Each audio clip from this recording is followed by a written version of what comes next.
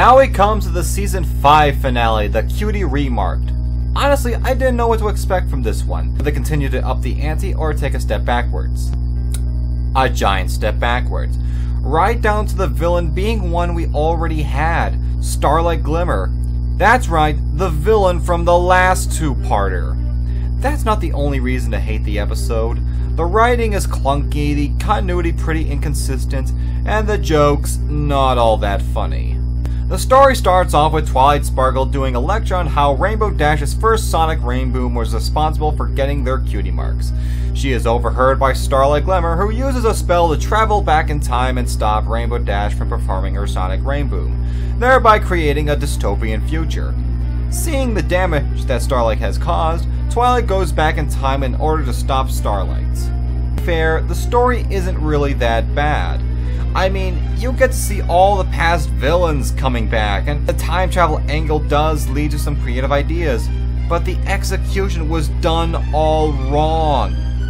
Though it's good to see all the past villains in one episode, but they don't share the same screen time. What do I mean by that? Well, what makes films like The Avengers and Ghidorah the Three-Headed Monster work is that you get to see these characters on screen at the same time.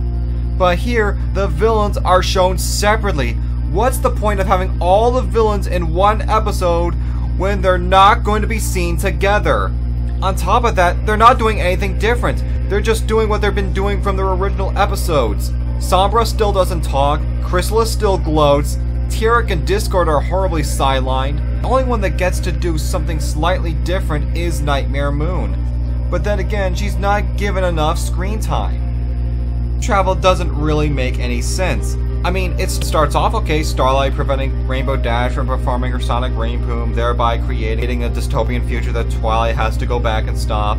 But get this, Starlight already knows what they're going to do. Why? Because the spell is programmed so that Starlight would always arrive first, before Twilight does. So every time Twilight fails, a different dystopian future is created. And the same thing happens over and over and over and over and over and over again. First off, wouldn't the story work better if it was just one dystopian future?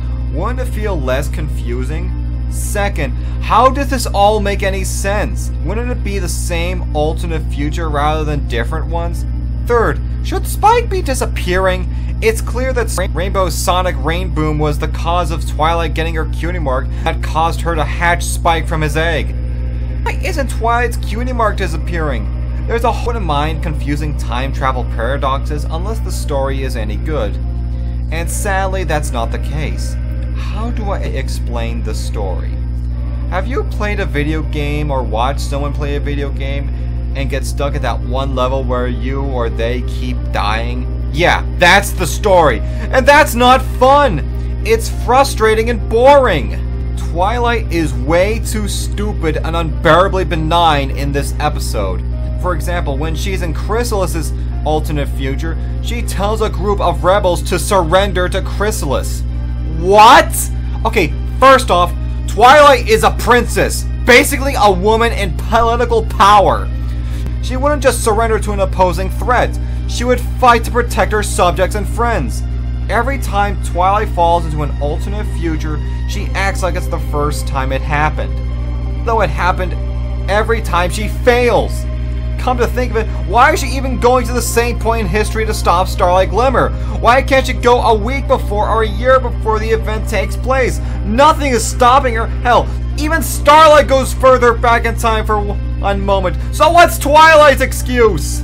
The number one problem with the episode is that Starlight Glimmer is way too invincible, tampering with a time travel spell and outsmarting Twilight way too easy. What she's doing is not interesting either. All she says is, "Rah rah, I'm getting my revenge on you, rah rah, you'll never stop me, rah rah."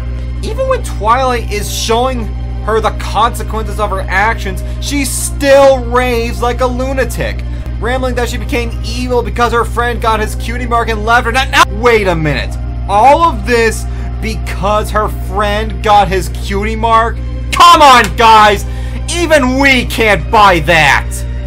You can argue with me whenever you like, but I will still stand by this has to be the worst villain backstory ever! Anakin, eat your heart out! How is this whole thing settled? Remember the ending of Amending Fences? Yeah, they do a variation of it here, and it just doesn't work here. First off, it should be the first thing to do, not the last. Second, and most important, it's already been done. Copying elements from another source material is one thing, but copying something from your own series and in the same season, no less, that's just wrong. The ending to this episode is awful. I mean, it's really, really bad. It's so sappy and over-the-top happy, it doesn't feel like My Little Pony. Okay, maybe it does, but not current MLP. The one that made us care, the one that made us want to see more. Overall, Cutie Remarked is easily the most underwhelming two-parter that leaves you feeling either confused or angry. You want to see a time travel story? I say you're better off with Back to the Future and Time After Time. At least they have some idea on how time travel works. If you like this episode, that's okay, just don't talk to me.